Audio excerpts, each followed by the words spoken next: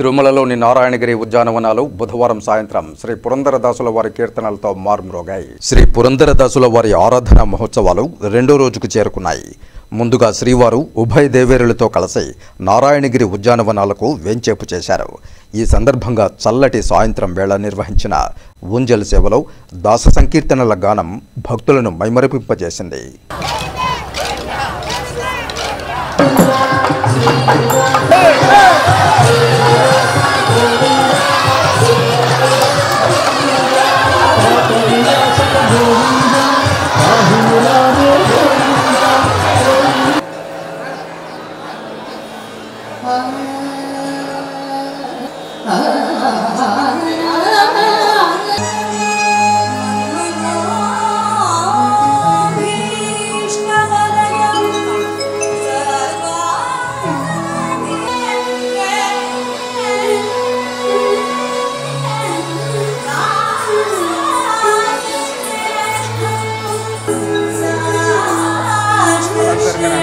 TTD దాస సాహిత్య project ఆధ్వర్యంలో ఏర్పాటు చేసిన ఈ కార్యక్రమంలో దాసభక్తులు సామూహికంగా పురంధరదాస కృతులను ఆలపించారు.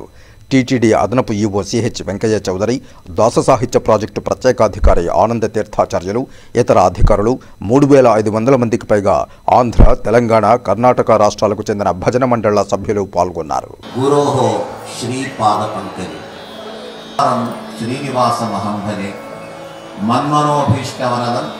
నేడు గొప్ప పర్వకాలం. సాక్షాత్ మహావిష్ణువును నిరంతరము సందర్శించుకుంటూ తరించిన నారద మహర్షి యొక్క అవతారులైన పురంధరదాసవర్యుల ఆరాధనా మహోత్సవం యశక్కాయులై విరాజిల్లుతుంటారు. అలాంటి మహనీయుల ఆరాధన గొప్ప వాగ్గేయకారులు మాత్రమే కాదు.